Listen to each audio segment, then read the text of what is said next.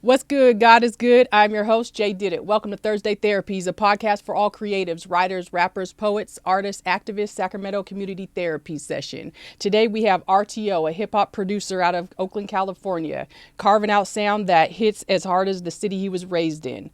Built on gritty samples and raw composition, his beats move from dusty boom bap to heavy trap with flashes of R&B soul.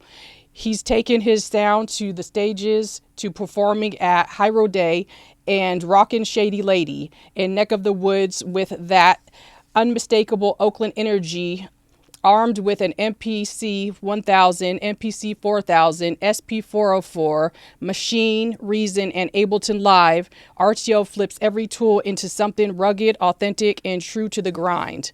No gloss, no shortcuts, just real Oakland grit in every beat. Welcome to Thursday Therapies. Thank you. Glad to be here. Thank you for being here. Thank you for being here. I'm so glad to have you. We've had a couple discussions, on mental health, and I've been out watching you at Lo-Fi Wednesdays with Flip a Beat Club, and I just knew that I wanted to have you on this show, to bring more awareness to mental health and hear your journey. Yeah. Yeah. So for those who don't know, my main thing is I had a heart transplant. So just dealing with all that, making music has been the thing that helped me get through all of it. So Wow.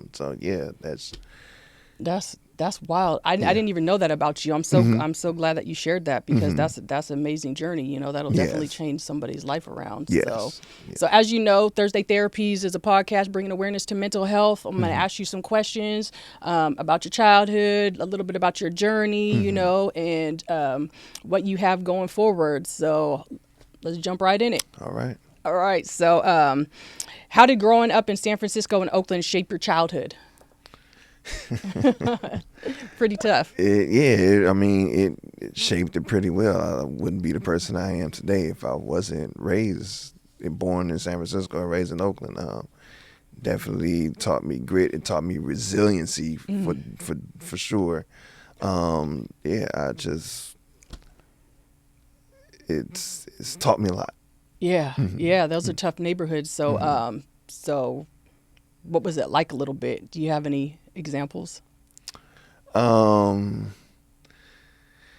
Yeah, I could say like going to different schools and stuff, like, cause me growing up, like my parents never really stayed in one place. Right.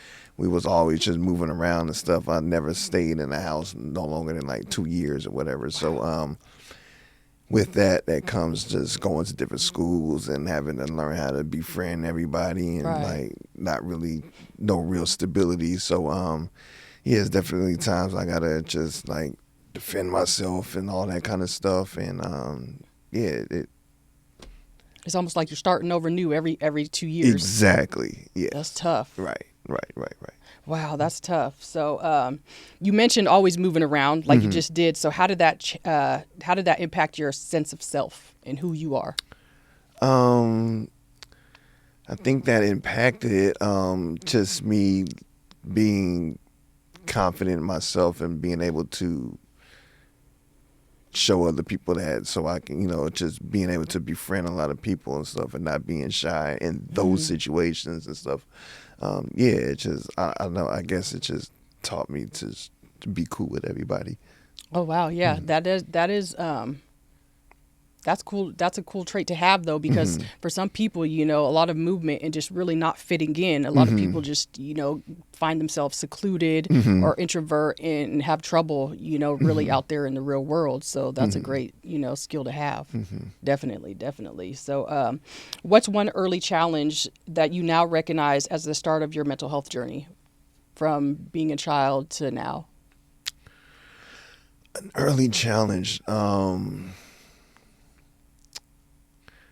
I would say, because there were aspects of me being shy, and it's been a lot of that. So just overcoming that and just learning to put myself out there and not being afraid about it, and definitely that helps me out now, because going to do these shows and stuff like that, having to overcome those fears and stuff, because it could be a lot of people and stuff, and you have imposter syndrome that likes to come up, and you think you're not worthy of being here, especially when you're doing stuff with other people that you may think that they're above you and stuff, and you kind of like, why am I in this situation? But you're in it because you're in it. Like, Right. you're supposed to be here. So just learning how to overcome those things, basically. The shyness from being younger to that helping me do things now when it comes to doing all this stuff with music. Nice. So when did you first realize that you had to be resilient? At what age? I would say probably like 5 or 6 years old. There's been times where like I would have to be resilient. My mother, I used to have to catch the bus to school. I was going to school in San Francisco, and I had to catch a bus from Oakland to San Francisco, like by myself, being young and stuff. So just had to just power through it and just do it. And, you know, you got to protect yourself. Like, it could be weirdos on the bus and all that, and just, you know, just got to do it. And I was like super young to be doing that. So wow. Was there other kids on the bus with you, or just something that your mom taught you? This is what you got to do, and you just had to pick it up and do it. I just had to pick it up and do it. I was sitting in the front, like kind of like behind the bus driver or whatever. So yeah, but yeah. That's wild, and that's crazy, because there's a lot of kids that are out there doing it. I mean, I remember driving down the road not too long ago, and I seen these two little boys at an intersection, just no parents around or anything like that, and they looked like they were about 5 years old. And I'm just like, you know, sometimes you just got to make do with what you got, and you got to do what you got to do. That's a very young age, though. Wow. It is. Wow. So yeah, I can understand you, really having to be resilient and just pick up and do what you got to do. Wow. I'm in shock about that, really, because I'm just picturing my babies, you know, doing that, and I can't picture it because I've always been there. So I'm just like, you know, life is tough. Life is tough, and I know sometimes parents have to do what they have to do, you know, in order to keep a roof over their heads. So the children have to really grow up really fast. Really fast, you know, and wow. So like I was basically like latchkey kid. Yeah. So yeah, like go to school, come back, like my mom's at work or whatever. So I go, come home, I had to feed myself. Right. All that kind of stuff. So right. Yeah, it just came with the territory. Yeah. Wow. That's amazing. That's amazing. So how did you begin and how did being an only child influence the way you cope and adapt today? Being the only child,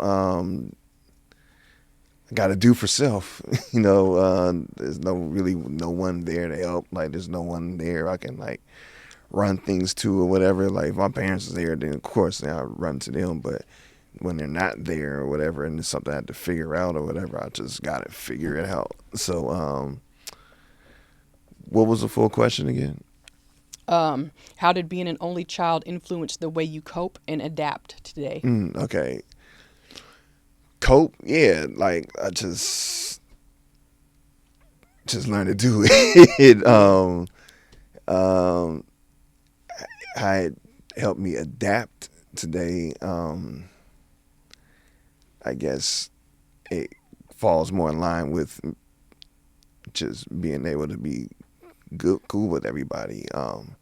Since I didn't have any brothers or sisters or anything, I just befriended a lot of people that kind of took that role, I guess. Or I got a bunch of cousins and stuff, but that's like in LA or whatever. So just being out here by myself, I like just help. I mean, just befriending everyone to help me adapt and stuff like that. Yeah. And with the going to different schools and all that taught that as well. Right. Yeah. That's dope. So, what does mental health mean to you now compared to when you were younger? Compared to when I was younger, I didn't really have any type of understanding of it. You know, it kind of just you go through some things and you're just going through it. You're not really processing why I'm going through it and stuff like that. Compared to now, like I know there's something that I got going on that I'm going to go through it. It's going to be up and down. It's going to be all kind of ebbs and flows. But regardless, I'm going to go through it. Like I'm going to come out on the other side on top or whatever. And yeah, I guess basically I could say that. So when did you first know that you had were dealing with mental health issues? When I first knew, probably like early 20s, like 19, 20, somewhere around there. Yeah, things get a little rough or whatever, and I just had to try coping with it, try doing other stuff like smoking all the weed and all that. But of course, dealing with substances, it'll make you cool for the moment, but all the stuff just comes flowing right back to you, so it don't really take care of the problem. So, yeah. Did you ever reach out for help? No. I just dealt with it. Yeah. Wow. So, what was one thing you wish people understood about mental health struggles? Like, what do you struggle with on a daily, or even in some of your hardest times? One of the main things that I struggle with is being hard on myself. Like, because I kind of expect a lot from myself, and I've done a lot, especially like overcoming everything that I overcome. So I'm like on a constant path of just doing better for myself and just continuously rising. And when that doesn't happen, I'll say I start to plateau or whatever, then all the bad thoughts start coming in. You start beating yourself up and basically learning how to give myself grace. Yeah. And like you know that you're doing good. So just start looking at the good over it and then looking at the accomplishments over the stuff that you haven't accomplished yet, because you accomplished a lot, and like start looking at the little things instead of looking at the big picture. Look at the little stuff you already accomplished. That's a skill. That's a skill that is learned. How did you learn how to do that? Because a lot of people aren't taught how to do that. You know, people want quick, fast, instant gratification, and I'm feeling this way. So that's why a lot of people end up self-medicating. So how did you learn those tools? Still learning. We all are work in progress. We definitely all are a work in progress. Yeah. There's been self-help books. There's been podcasts that I listen to, or like audio books that I listen to, or just people like I've talked to that's like mentors and stuff like that. That's helped me get to the place that I am now. And I still continue to do that. Read different books. Like I'm reading Atomic Habits right now. I kind of slowed down on it, but I need to pick back up on it. But yeah. Nice. I like that, because I'm similar. Like I have a background in social work and human service and stuff like that. And so I've taken a lot of classes. I've been to a lot of therapy, but also, self-help books really do help if you just really don't know, and it just kind of keeps you grounded in the moment. Like, okay, even though I feel bad today, it's going to pass, because I know that many other people have overcome this, and it's just like, you are not alone. You definitely are not alone. So that's amazing, and that's the first step for somebody to take. Is just like, I know something's wrong with me. Let me read a book, or let me educate myself in what's going on with me. Let me be proactive in my own life. That's dope. That's dope. So, who checks in on you when you're checking on others? I do have a few people who do check in, and shout out to those people. But excuse me, I definitely the checking everybody out person. Like I'll try to hit as many people up as I can and see how they doing and stuff. So, but yeah, there's a few people that do check in and see like how everything going. So. Yeah. Do you find yourself being a people pleaser because you were the only child and you grew up alone and you moved around a lot, so you putting in more of the effort? Never thought about it like that, but that could be true. Because sometimes do you feel like when you be checking and checking and checking and checking and ain't nobody checking on you, then you get hard on yourself, and it's just like, sometimes I just gotta pump the brakes and set some healthy boundaries and reevaluate the situation. Yeah. Because people pleasing is a true thing, and it can drain you. Yes, it can drain your whole existence. Believe me, I've been there. I've definitely been there. I'm not the only child, but definitely just trying to make up in other areas and wanting to be around other people and reaching out, and it takes a toll. Definitely. But you got something in place. You got some people, you got some mentors, you got some people. Yes. That's good. That's good. That's good. So what's one coping tool that you go back to when life feels heavy? The music. I love it. I love it. I love it. That's just something that's music is medicine. Most definitely. Music is definitely medicine. When did you start dibbling and dabbling in music? So, first time I actually dabbled in music, like my mother used to, because she could play piano, but she didn't like play. So, like, she can play a few things. So, back in the day, like my moms would teach me how to play like certain songs on the keys. So like it'd be like Nothing But a G Thing. Like I play the bass line on that, or like a few songs off Doggy Style or whatever.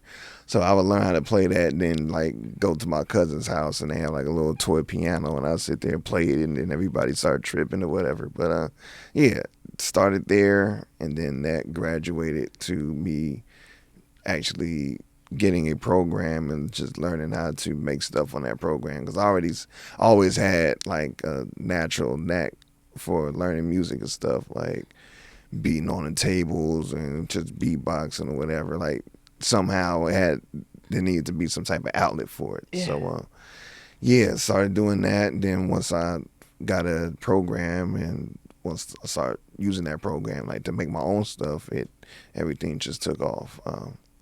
And we're at where we're at now. How old were you when I got that program? Like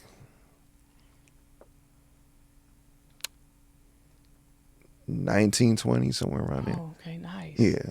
Nice. So it came. Like 21, 22. Okay. Yeah. Okay, so it came just in time. Right on time. Wow, that's dope. That's dope. So, what moment made you realize that you weren't alone in your mental health battles? Talking with people about the issues that I have, and then they telling me that they're dealing with the same thing. Listening to other people's stories and hearing people who are, say, a little higher than what I would be, and hear them having the same type of issues and stuff like that. Like, say, like imposter syndrome, for instance, or whatever.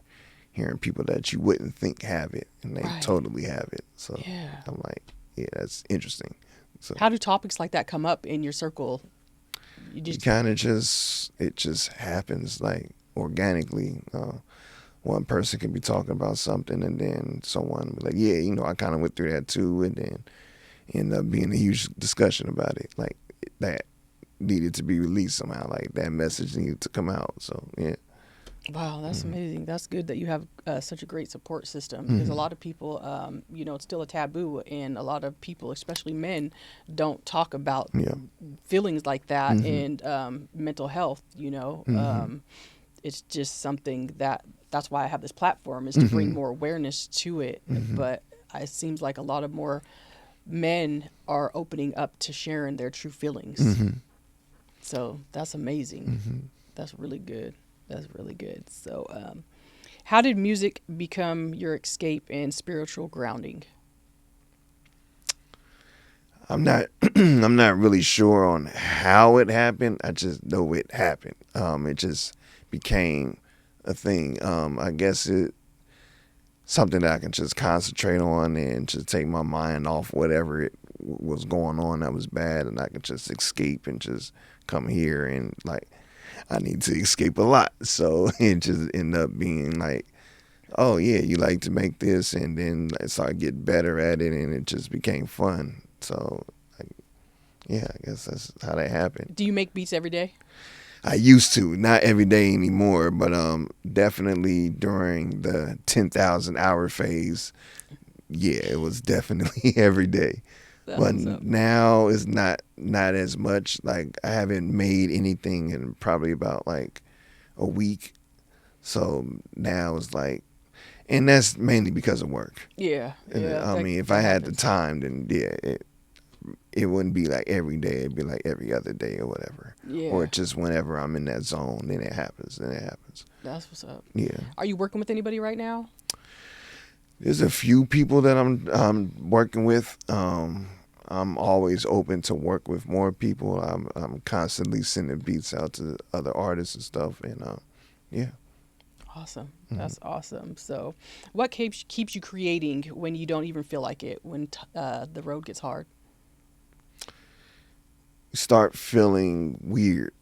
I started getting that itch, like I need to make something, and you kind of don't. What I'm looking for, like I kind of start feeling guilty that I haven't made anything yet. So it's like, all right, then just go in there and do something. Like if you just like tap on the pad for a couple of times, you should make like a drum beat or something. It's like go do that at least instead. If you can't make a full song or whatever, just do something. Like turn the computer on at least. Like just go in there and try to do something. But yeah, I just started feeling weird about it. Yeah, I feel the same way sometimes. Like when I'm like I want to continue to keep writing, and just this past the end of last month, this month, I've been feeling like I really want to go out there and do more, and continue on my journey of poetry and rapping, but I want to do more. I want something new, so I'm just like, I feel bad. In days I don't want to do it. I'm like, I just don't want to write nothing. I don't want to get up. But lately I've been, you know, challenging myself to do it every day, like a 5-minute write, or even just write down a couple bars, or if it comes to my mind, even if I'm at work or something like that, just write a couple bars down or something like that. So but yeah, I guess you just go through your motions, because some days I feel like I'm on top of the world, and then others, like it's been quite a few months that I just really didn't feel like doing anything. Yeah. Yeah. Yeah. So yeah, I guess everybody has their own struggles for sure. Yeah. For sure. So, yeah. What part of Oakland shows up in your production? What part of Oakland most? That's I can't specifically say which part. Say all of Oakland. Yeah. So yeah, because I mean I live everywhere in Oakland, so it's not like if it was just like straight deep East Oakland or whatever. Nah, it's all of Oakland. All of Oakland. Yes. Okay. How do you balance being a creative with taking care of your mental health? I'm not sure how to answer that one. I'm not really thinking about it like how I can balance it. It's just I just go with the flow basically. Like try to do as I can or whatever. Yeah, I'm not really thinking about, oh, let me do this in order to do this, or vice versa. Well, if I take care of this first, and that would help take care of this, and not just as it happens, basically. Yeah, you just keep going with the flow, going with it. So, what's one lesson the industry taught you that you had to learn the hard way?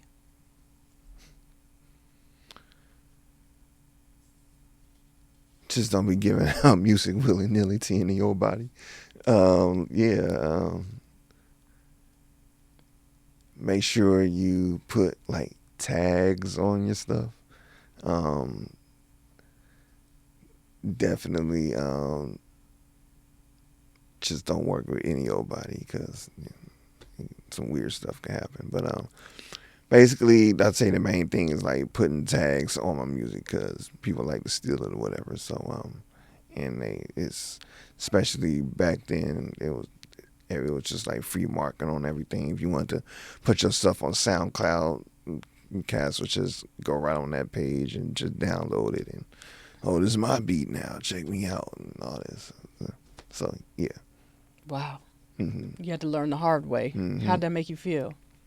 I was mad. I was hella mad that, cats out here stealing my stuff. So I didn't really find it flattering or whatever because the people who was stealing it was garbage. So like, it was not like some dope rapper was like, yeah, man, I took this beat, let me, like, here's what I did with it. Like, let's work in the future. It's just a random guy trying to do something and it's trash. So yeah, I'm definitely not trying to deal with that. So oh wow. Yeah. Yeah, but you learned. Was it a lesson you learned? Mm-hmm. Did it ever happen again? Nah.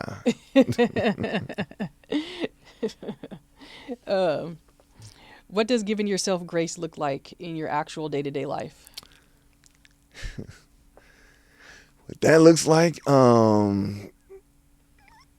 whenever I'm going through something, like, oh, I was supposed to do this. Oh, I should have thought about this way, or like, why did you do that? Or you see someone like, oh, I see the homie, he's out here killing it. We both do the same thing. Why am I not at this level? And I gotta be like, nah, you sat here and went through all the stuff that you went through. It's okay. Like, go ahead, do what you continuously doing. You've been doing it for a while. Just keep doing it. Like, you done a lot so far. So stop paying attention to the negative and start thinking about the positive, all the positive stuff you've been doing. So, yeah. That's good. That's a good skill to have. Be optimistic, because it's hard. I go through the same thing, and I'm just like I said, a couple months I just really wasn't writing anything. So I'm like, I feel like I'm so far behind, but I'm working on a ton of other things on the inside, but I'm just like, I want to be further, but I have to check myself. I really have to check myself a lot because I know that this is my journey and the path that I'm supposed to take, and my time will come when it's right. So I just definitely have to give myself grace, for sure. What message do you want your beats to communicate about your journey? Yeah, that's an interesting question. A message I want to,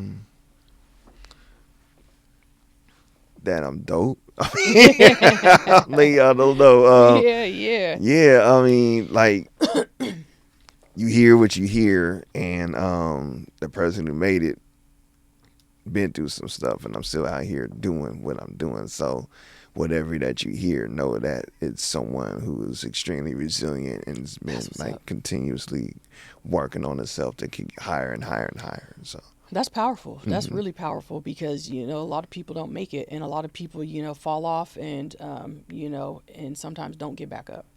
But being able for you to, like you said, be resilient, and that shows through your music, just who you are as a human being. That's very powerful. Yeah. I mean, I could legit not be here right now. Like, there's been complications during surgeries and stuff. So the fact that I'm still here and like you hear what I'm playing and rocking the shows and all that, just know that I've been like here for a reason. So yeah, definitely. And how did your surgery and all of that? How did that affect your mental health? Before and after, how did it feel when you first heard, and what was the journey through that? I know because we didn't talk a lot about that, so I don't have a lot about that to talk about. Yeah, but now I want to talk about it. All right, so how much time we got? No, so when I first got diagnosed, you want the whole story, or like, how do I need to condense it a little? You can condense it. Let the world know who you are, what you went, because you want people to know how resilient you are. But what are you bouncing back from? Okay, yeah. So got diagnosed with heart failure, probably like 2015. Had palpitations, normal stuff. And the palpitations lasted like 3 hours. I was at work making deliveries. I was delivering wine throughout the bay, and like the palpitations kept going, and I'm like still trying to make a delivery while having it. And then I called like, yeah, man, I'm not feeling cool. I gotta go back. Got back home next day, went to the doctor to get checked out. They did all the blood work. Like, yeah, no, you got heart failure. Went through that part. Still was working, but my job gave me a way lighter route. I'm doing deliveries in Monterey and Carmel and Big Sur and all that. That was cool.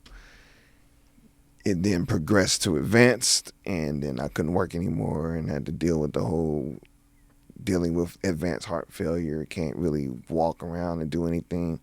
Like me trying to make a sandwich for myself or have me out of breath and stuff like that. So well, that was with my wife at the time, and we just kind of got together and just started helping me get through this. She was a nurse. She was in nursing school when we started dating.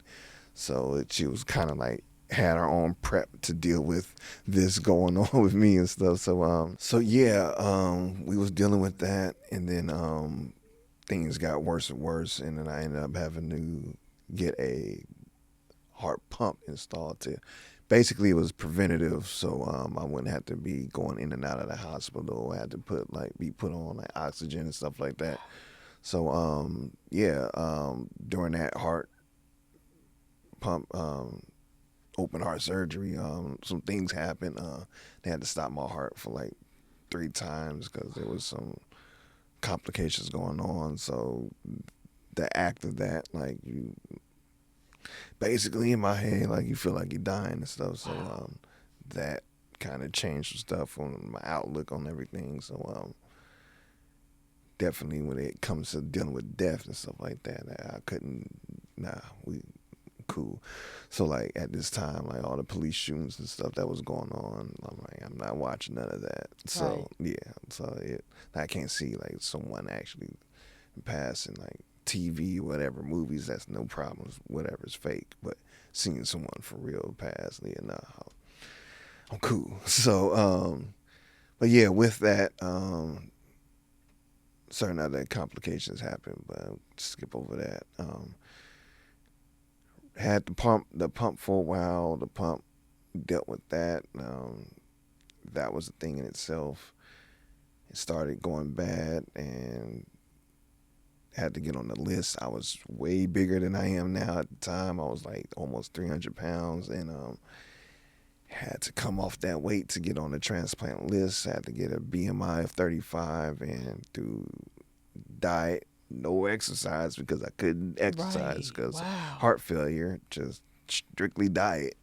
Came down, got on the list, was on the list for about like 6 months, and December 23rd, the hospital, like we previously came to the hospital like a week before, and they was saying that you might want to just come in because if you come in a hospital, they bump you up on the list, especially where I was at with the pump. My pump was like starting to fail. So it was like, if you come in on the 23rd, you just be in here, and then of course we don't want no one to pass or anything like that, but it's like Christmas holiday and people pass, drunk driving, stuff like that. So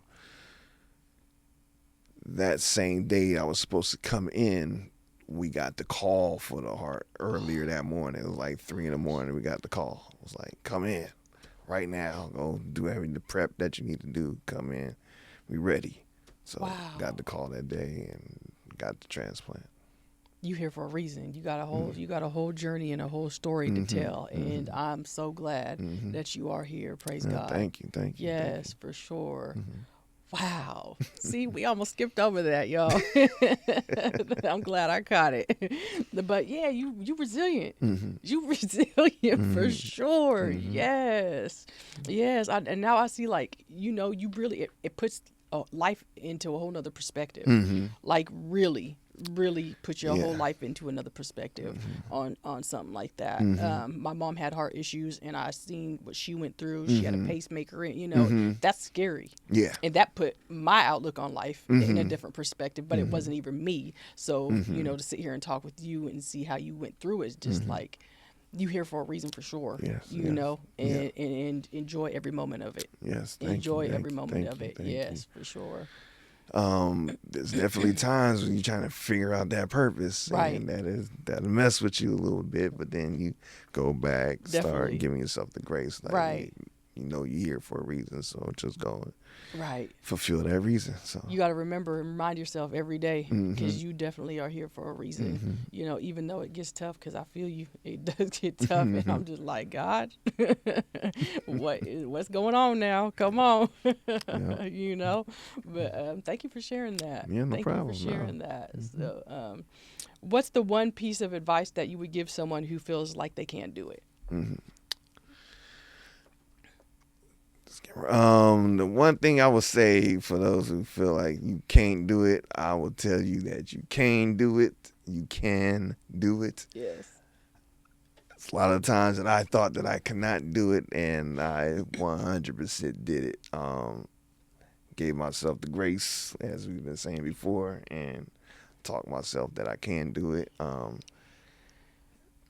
Just had to just do it, basically. And it sounds like it's super cheesy and like super cliche, but it's for real. Like, just do it. Yes. I mean, I don't know anything else to say about it. It's just like, Well, you don't have the other choice. God said you're going to do it. Right. He blessed you in more than one way. So you're going to have to do it. You know what I mean? Yeah. I love that. I love that for you. So thank you for sharing that. Thank you for sharing that. Thank you. Do you have anything going on? Any upcoming shows? Are you featuring anywhere? I see you at Shady Lady Flip a Beat Club, Lo-Fi Wednesdays, often. You said you've been to High Road Day. Yeah, so right now there's really nothing going on. Like, I would just pull up to Shady Lady from time to time when I can get the time to come up and just jump in like the open aux sessions or whatever. I'm trying to go more to Neck of the Woods in San Francisco because Flip a Beat Club has some stuff there too. Okay. Shout out to Telly McLean and everyone who's rocking that Neck of the Woods, Born Historian, and everyone. Yeah, just trying to just do more things in all these different venues that we got going on. There's anything going on in particular. Like, I'm not headlining a show or anything like that. But yeah, it's just that going on. I'm supposed to be working on some projects. I haven't put anything out yet. Still working on that. I actually work now, so that's kind of been putting a little hindrance on me pushing out music and stuff like that. Right. I was live streaming for a while. Work kind of put a hold on that as well, so haven't been doing like the YouTubes and all that stuff for a while. So when do you get back on? Where can people find you? You can find me everywhere, really. I'm RTO Beats on IG. I'm RTO Beats on YouTube, Twitch. You can find me on all DSPs, Spotify, Tidal, Apple Music, all that. All that's all under RTO Beats. Nice. Thank you so much for coming on the show. Thank you for having me. Really, really appreciate hearing your story, and definitely would love to continue to link up with you in the future. Yes. And do we have any beats to play? I didn't send anything, but I guess post. Okay. So until next time, stay grounded, stay grateful, check yourself, check your mental health. Don't forget to subscribe, like, and comment. Yes. Curiosity.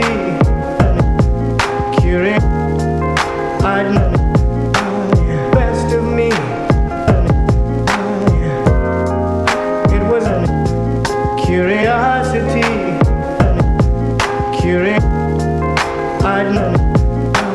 Best of me.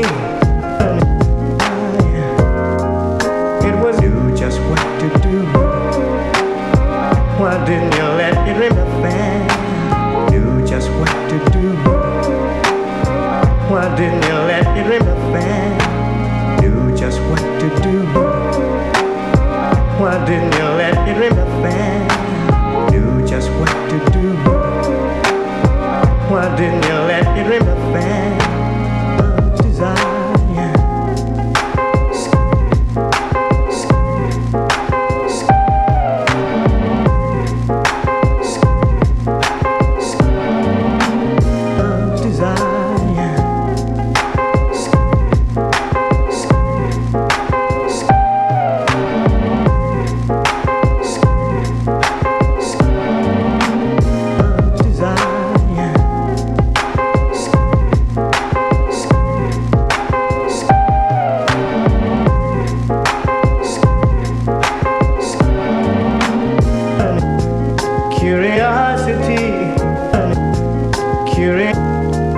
I'd learn best of me.